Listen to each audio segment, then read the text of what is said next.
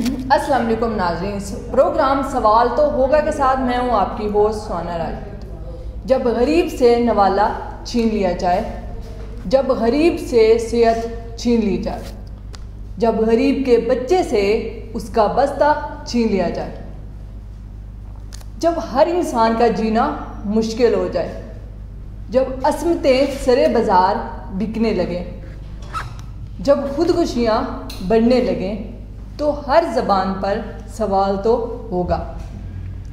वबाएँ आती हैं और चली जाती हैं, लेकिन हमें बता जाती हैं कि ये इदारे आपके लिए और मेरे लिए कितना फ़ायदेमंद है। पाकिस्तान की माशत दिन ब दिन गिरती जा रही है और महंगाई दिन ब दिन बढ़ती जा रही है।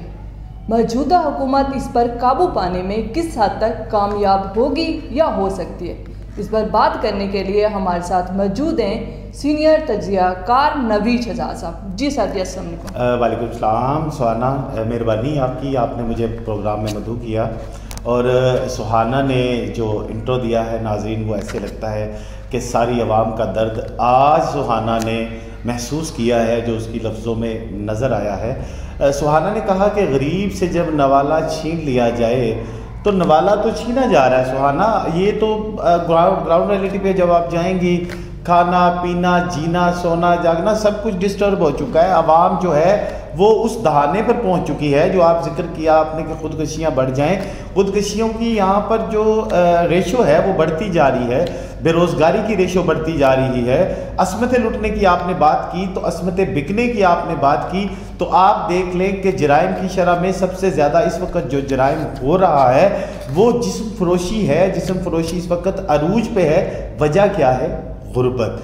गुर्बत क्यों? गुर्बत जब पेट भूखा होगा, गरीब का बच्चा घर में तड़प रहा होगा, माँ नहीं देखेगी, बाप से नहीं देखा जाएगा, तो क्या होगा? कुछ ना कुछ तो होगा। दो ही रास्ते हैं, इंसान या एक चोरी की तरफ चला जाता है या जो उसके बस में हो गलत से ही वो करता है। तो आपने वो सही कहा है कि सवाल तो होगा, मगर सवाल होगा किससे?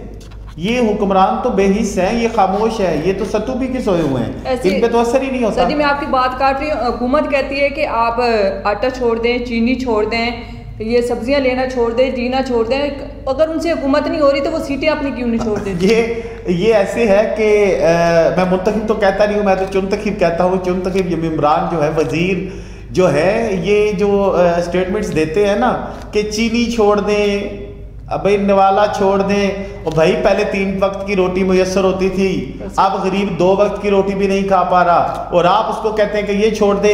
अवाम तो पहले ही कर्जों के बोझ तले जो चुभ, आपकी वजह से, आपकी इन हुकूमतों की वजह से गरीब के ऊपर जो बोझ पड़ चुका है, उस बोझ के तले तो वो दब चुकी है।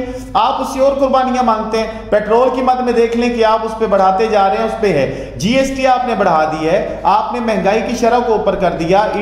आटा, चीनी, घी, दाल, रोजमर्रा की तमाम अशिया को आपने बढ़ा दिया।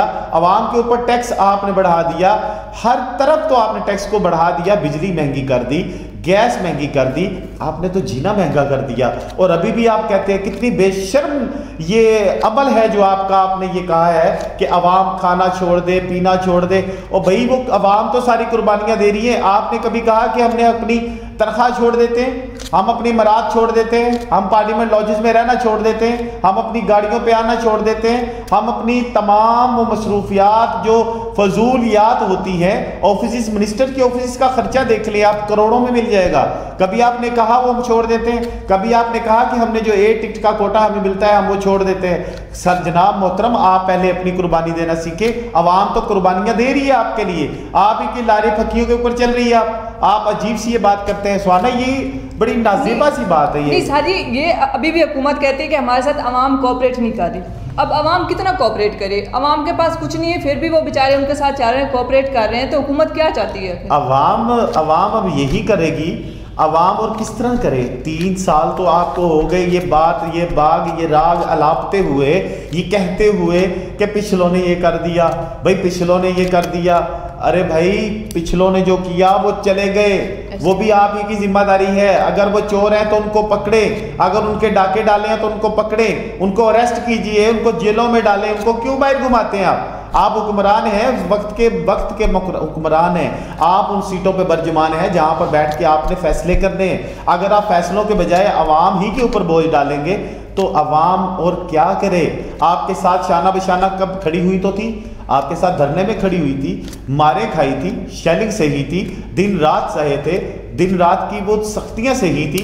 अब बताएं अवाम और क्या करे आपके साथ। खान साहब, ये आपके वजीर या तो आप इनको हैंडल नहीं कर पा रहे, और ये या आपकी पॉलिसीज को सही तरह से डिस्प्ले नहीं कर पा रहे हैं। ये आप पे डिपेंड करता है कि इन जो वजीर हैं, कि ये वजीरों की एक लंबी तादाद की जो टीम आपने रखी हुई है, ये शायद आपने सिर्फ जग मारने के लिए रखी हुई है।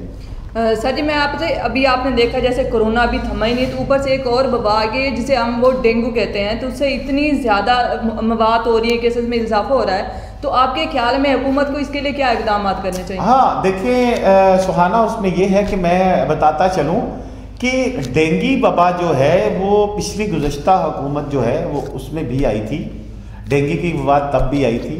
मगर अप्रिशिएट करता हूँ मैं मियाँ शहबाज शरीफ को कि उसने पंजाब की हद तक इतना बेहतरीन सिस्टम कर दिया था डेंगू के लिए। स्प्रेज, प्लाजों में विजिट, सुबह स्प्रे हो रहा है, टायर्स को तलब किया जा रहा है, पानी कहीं पर नहीं, गंदगी साफ, पानी की कहीं पर कोई ऐसी चीज़ नज़र नहीं आती थी जहाँ पे लार्वा पल सकता हो।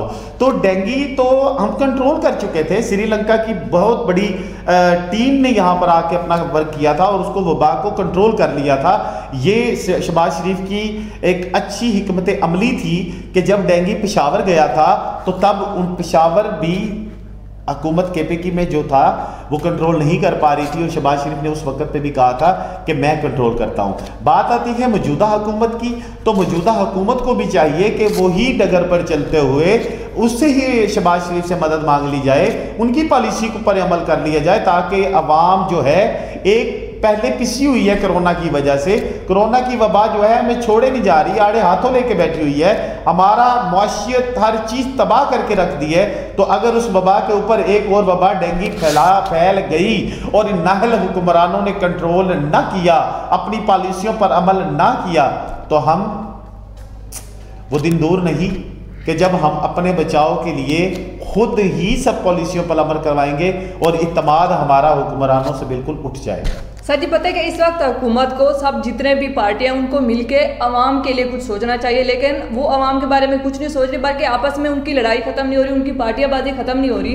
पाकिस्तान का बेड़ा गर्क हो चुका है, अवाम बेचारी मैं कहती हूँ आखिरी दाने पे पहुंच चुकी है, खुदकशियां कर रही हैं। सुहाना, यही तो मैं कह रहा हूँ कि आप ओपोजिशन से मदद ले लें, आप एजेंसी से मदद ले लें, आप एनजीओ से मदद ले लें, आप जो हमारी रेस्क्यू टीमें हैं उनको इन्वॉल्व कीजिए, एक नेशनल प्लान बनाइए, बैठिए, तमाम सूबा आप आपस में बैठें, तमाम वज़ीर आला को बिठाएं, गवर्नर्स को बिठाएं, नीचे वज़ीर आला के नीचे सारी टीम को बिठाया जाए, सेहत के हवाले से जो काम कर रही है उनको बिठाया जाए, कंटोनमेंट बोर्ड की जितने तमाम बैठाया जाए, बल्दिया को इन्वॉल्व किया जाए, PHA, DC यानी कि जितने भी तमाम लोग हैं उनको इन्वॉल्व किया जाए और एक प्लानिंग दी जाए कि डेंगू को इस तरह से कंट्रोल किया जा सकता है। तो तब जाके ये कंट्रोल होगा। अगर इनकी लड़ाइयाँ ख़त्म ना हुई तो हम और आप सुहाना ख़त्म हो जाएंगे, मगर इनकी लड़ाइयाँ कभी ख़त्म नहीं होंगी। और साथ ही सबसे अहम बात ये है कि इन्होंने किसानों को बिल्कुल कोई भी रिलीफ नहीं दिया। आप देख रहे हैं खाते इतनी ज़्यादा महंगी होती जा रही हैं, क्योंकि पिछली हुकूमत थी वो किसानों को रिलीफ देती आ रही है। आपको पता है, अगर आप देख ले शहबाज की हुकूमत देख रहे हैं वो काफ़ी उन्होंने रिलीफ दिया है किसानों को, लेकिन आप देखें तो किसान बेचारा भी पीछ रहा है इस महंगाई के चक्कर में। सबसे ज़्यादा जो लॉस है वो किसान को भी हो रहा है। खाद इतनी ज़्यादा महंगी हो, लेकिन उसके जो प्रोडक्ट होते हैं उनकी इतनी कीमत। देखिए, किसान जो है वो हमारा बहुत पीछे चला गया है। हमें अफसोस आता है, एक अफसोस होता है कि एक ज़री मुल्क जब चीनी और गंदम बाहर से मंगवाता है तो एक चुभन होती है कि वो ज़री मुल्क जिसकी अपनी ही ज़रूरियात पूरी नहीं कर पा रहा, वो मुल्क जहाँ पे मौसम सबसे अच्छे, जहाँ पे नहरी निज़ाम सबसे अच्छा, जहाँ पे ज़मीन सबसे अच्छी, तमाम फसलों के लिए ज़मीन अच्छी, मगर हुकूमती पॉलिसियों की वजह से किसान हमारा जो है वो पीछे से पीछे जा रहा है। हुआ क्या है, खाद आपने महंगी कर दी, ट्यूबवेल आपने नहीं लगा के दिए, बिजली आपने महंगी कर दी, डीजल आपने महंगा कर दिया। जो चीज़ 10 रुपए के अंदर किसान उगा रहा था उसको आपने 100 रुपये पे कर दिया, और जब किसान 100 रुपया मांगता है तो उसकी मद में आप कुछ नहीं दे पाते, कोई सब्सिडी नहीं देते, कोई ऐसी पॉलिसी शामिल नहीं लाते कि जिससे किसान बहाल और खुशहाल हो जाए। नहीं, आप देख ले चीनी इतनी ज़्यादा महंगी होगी, मिल ही नहीं रही, बल्कि आप देखें पाकिस्तान में सबसे ज़्यादा चीनी बनना होता है और उसके बावजूद चीनी इतनी नायाब हो गई है। यहाँ पे हम बात करेंगे डॉक्टर कदीर के बारे में, जिसकी खिदमात पाकिस्तान के लिए ढकी छुपी नहीं है। इस पर बात करेंगे, आपसे बात करेंगे, आप मुझे बताएं, इस पर मज़ीद रोशनी डालें कि आपके ख्याल में के लिए क्या हुकूमत है, अब क्या खराज तकसीम में क्या करेगी? हमारी हुकूमत क्या करेगी? आपने कहा डॉक्टर कदीर खान की क्या खिदमत हमारे लिए। मैं कहता हूँ कि आज अगर हम महफूज मुल्क खुद को कहते हैं, आज हम खुद को अगर एटमी ताकत कहते हैं, आज अगर हम दुश्मन को कहते हैं ना कि आज आओ हमारे साथ लड़ लो, झगड़ लो, जंगों की तैयारी हम करते हैं, आज हम दुश्मन की आंख में आंख डालकर जब बात करते हैं तो हम डॉक्टर कदीर खान मोहसिन पाकिस्तान की वजह से करते हैं। और हमने उनके साथ क्या किया? डूब मरने का मुकाम है। शर्म आती है वो बात करते हुए कि मोहसिन पाकिस्तान डॉक्टर कदीर खान, जिसे एक जाबर आमर जालिम परवेज मुशर्रफ की बात करता हूं, जिसने नजरबंद किया गन पॉइंट्स के ऊपर, गन पॉइंट के ऊपर उनसे ये बयान लिया गया कि एटमी प्लांट की चीजें, एटमी टेक्नोलॉजी बाहर बेचने में डॉक्टर कदीर मुलव्वस है।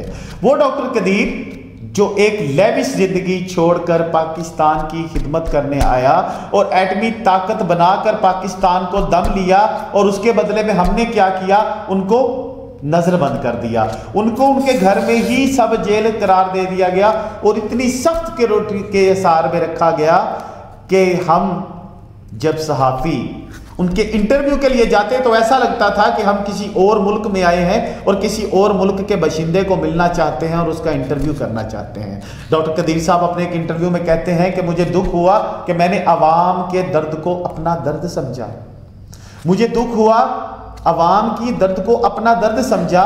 वो इसलिए कहा कि जब उनको नज़रबंद किया गया तो कोई आवाज़ नहीं उठाई गई। मुशर्रफ जाबर आमर के बाद जब हुकूमतें बदली, जरदारी आया, कोई काम नहीं किया गया। नवाज शरीफ साहब आए, वो उनको भी ख्याल नहीं आया कि नवाज शरीफ साहब ये वही डॉक्टर कदीर साहब वही थे जिनके साथ आपने 28 मई को चागी के मुकाम पर एटमी धमाका किया था और पाकिस्तान को नाकाबिले तस्हीर एक एटमी कुव्वत बनाया था। नवाज शरीफ साहब को भी ख्याल नहीं आया कि मोहसिन पाकिस्तान किस हाल में है। नवाज शरीफ के बाद जनाब रियासत मदीना के दावेदार इमरान खान साहब आए, और इमरान खान साहब की भी नज़रों से ये ना गुजरा, ये ख्याल ना आया कि एक मोहसिन पाकिस्तान जो है एक कैदोबंद की ज़िंदगी गुजार रहा है, वो किस कर्ब में है, तो वो क्यों ना कहता कि मुझे शर्मिंदगी हुई, मुझे पछतावा है कि मैंने पाकिस्तान के लिए काम क्यों किया। क्या हम अपने हीरोज़ को यही सलूक करेंगे? आज हमें बड़ा दर्द है, अवाम बड़ी सोशल मीडिया पे जनाब मोहसिन पाकिस्तान चले गए, फलां हो गया सलूट देते हैं। आज सरकारी ओहदेदारान खड़े होकर सरकारी प्रोटोकॉल के साथ उनको जनाब दुनिया से रुखसत कर रहे हैं। और भाई शर्म से डूब मरे। ये काम तब करना चाहिए था जब वो नज़रबंद हुए थे। हमें अपनी और अपने मुल्क की सालमियत अजीज़ है, तो इसी तरह हमें वो भी अजीज होने चाहिए जो हमारे मुल्क के लिए कुर्बानियां देते हैं, हमारे मुल्क के लिए खिदमतें देते हैं। हमने एक ऐसा अमल किया जो जिंदा कौमें नहीं किया करती। तो मैं तो इसको जो भी कहूँ बहुत लफ्ज़ कम पड़ जाते हैं, मगर डॉक्टर कदीर खान साहब अल्लाह ताला उनके दर्जात बुलंद फरमाए, अल्लाह ताला उनको करवट जन्नत में जगह दे। और अगर मैं भी उनके लिए आवाज़ नहीं उठा सका तो मैं तमाम नाज़रीन आज पूरे पाकिस्तान के सामने शर्मिंदा हूँ और माफ़ी का तलबगार हूँ कि या अल्लाह हमें माफ़ कर दे कि हम एक ऐसे शख्स के लिए आवाज़ ना उठा सके जिसकी वजह से आज हम महफूज पाकिस्तान में बैठे हैं। नवी साहब, क्या आपके ख्याल में हमारे पास डॉक्टर कदीर का कोई मुतबादल है? देखें, मुतबादल तो इंसान का नहीं होता, मगर काम नहीं रुकते। एटमी प्लांट हमारा नहीं रुकता, चीज़ें मुकम्मल हो चुकी हैं और साइंसदान, लेकिन इसकी जो मेन बुनियाद है ना वो तो डॉक्टर कदीर ही हैं। देखिए, वो मैंने पहले आपसे कहा कि डॉक्टर कदीर खान बाहर की अपनी अच्छी ज़िंदगी छोड़कर यहाँ अपने मुल्क की खिदमत करने आया था, तो उनका मुतबादल तो नहीं हो सकता, मगर काम है, नहीं रुकते।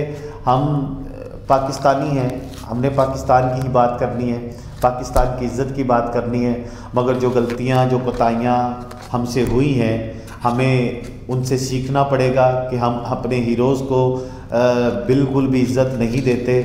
जैसा कि फातिमा अली जना लिखती हैं कि जब कायदे आज़म को एम्बुलेंस में लेकर जाया जा रहा था, पेट्रोल नहीं था और उनके ऊपर मक्खियाँ भिनक रही थी और किसी ने इजाज़त नहीं दी थी कि उनके ऊपर से मैं मक्खियाँ उड़ा सकूँ, तो क्या हुआ? उन हीरोज़ का हमने क्या किया? आज हम हर जगह पर नाम तो लेंगे, जैसे हम कायदे आज़म का नाम लेते हैं, फातिमा अली जना का लेते हैं, लियाकत अली खान का लेते हैं, अल्लामा इकबाल का लेते हैं, इसी तरह हम डॉक्टर कदीर का नाम। लेकिन ऐसा क्यों होता है कि जब कोई इंसान हमारे पास मौजूद होता है हमें उसकी वैल्यू नहीं होती और उसके मरने के बाद फिर हम उसके लिए पता नहीं क्या क्या कर रहे होते हैं? ऐसा क्यों होता है? अगर उसकी कदर करनी है तो उसकी ज़िंदगी में ही करें। तो यही तो मैं बात कर रहा हूँ कि हमें वो इक़दाम वक्त पे करने चाहिए। क्या हम सुहाना मरने का इंतज़ार करते हैं? हम इंतज़ार करते हैं कि जाने कब शख्स ये मर जाए और कब हम इसकी इज्जत और इसकी कारनामों की लंबी फहरिस्त जो है हम उसके सामने लाएं। मैं अप्रिशिएट करता हूँ सुहेल वड़ैच साहब को, जिन्होंने उनका एक इंटरव्यू उस मुश्किल वक्त में किया कि जब उनको अंदर नहीं जाने दिया गया उनके घर पे, तो फिर वो बाहर कोसार मार्केट के फुटपाथ पर बैठ के उन्होंने इंटरव्यू किया और वहाँ पर जब डॉक्टर कदीर खान साहब फुटपाथ पर बैठकर और एक आम सी चप्पल पहनकर वहाँ पर जब इंटरव्यू दे रहे थे, तो वो दिल में कसम से एक लफ्ज़ चुभता है कि जिस कर्ब से वो डॉक्टर कदीर खान साहब ने वो लफ्ज़ बोले हैं, तो वो हमारी वो कोताही है, शर्मिंदा है। मैं पहले भी कह चुका हूँ, मैं अब भी माफ़ी का तलबगार हूँ, मगर दुआ गो हूँ कि अल्लाह ताला उनको आला दर्जा अता फरमाए और उनकी बख्शिश अता फरमाए। जी तो नाजरीन, ये था हमारा आज का प्रोग्राम। उम्मीद करती हूँ आपको पसंद आया होगा। इंशाल्लाह बहुत जल्द मुलाकात होगी एक नए प्रोग्राम के साथ। तब तक इजाज़त दीजिए। अल्लाह हाफिज़।